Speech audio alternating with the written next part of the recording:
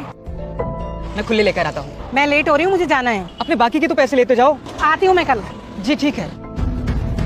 हाँ, 50 रुपए की मूंगफली पैक कर दे। ये लीजिए आपकी मूंगफली। ये लो। नहीं, ये लीजिए आपके 350 रुपए। आपके कल 400 रुपए बच गए थे। मैं तो कल आई नहीं आज। जो भी एग्जाम में पास होना चाहता है मैं पास कर दूंगी, मगर मेरा भी एक काम करना होगा। तुम्हें इस वीडियो को एक लाइक और चैनल को सब्सक्राइब करना होगा और 5 सच्चे मित्र को शेयर करना होगा और मेरे बेटे जाते जाते कमेंट में सरस्वती मान लिख जाने दो। पर मैम साहब, मैं अपना नुकसान क्यों करवाऊंगा?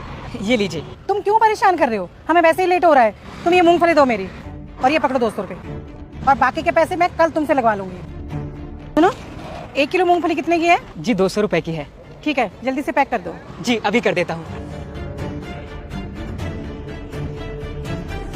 अरे मम्मी, ये क्या कर रही हो आप? अरे तू चुप रहे ना।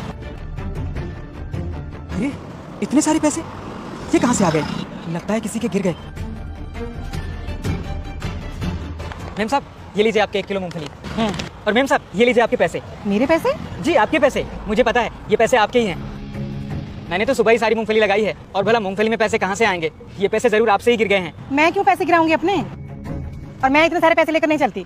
अरे मम्मी, क्या हो गया आपको? आपने मेरे सामने ही तो ये पैसे छुपाए थे, अब वो दे रहा है तो ले क्यों नहीं रहे? अरे तू चुप रहे बस। सुन, ये लो अपने 200 रुपए और हमें जाने दो। सारा दिन यहाँ खड़े नहीं रह सकते। पकड़ो, चलो। पर मैम साहब, मेरी बात तो सुनिए।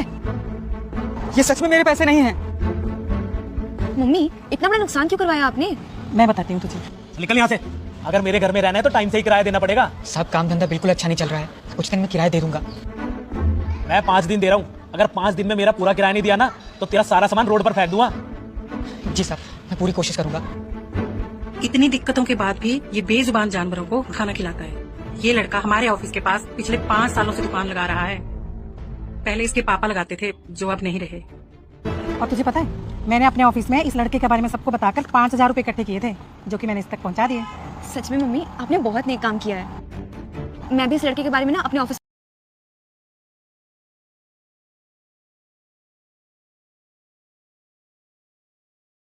खाना फोन देती हैं और कहती हैं अपने सच को दुनिया के सामने लाओ। राघव अपनी जिंदगी पर वीडियो बनाना शुरू करता है। जेल के अनुभव, अकेलापन और सिस्टम की सच्चाई। मैं अपराधी नहीं हूँ, मैं सिस्टम का शिकार हूँ। जिस दुनिया ने मुझे गुनहगार कहा, अब वही मेरी आवाज सुन रही थी। कव्या के बीच गहरी दोस्ती हो चुकी है। एक रात कव्या अपना दर्द बांटती है। उसका पति उसे छोड़ चुका है और वो बहुत टूट चुकी। किसी ने मुझे समझा ही नहीं। शायद इसलिए हम एक दूसरे को समझ पाए। दोनों की आंखों में वो एहसास जो शब्दों से परे है। राघव अब एक फेमस क्रिएटर बन चुका है। एक अवार्ड फंक्शन चल रहा है। कैमरा स्टेज पर राघव पर फोकस करता है। कव्या मुस्कुरा रही है।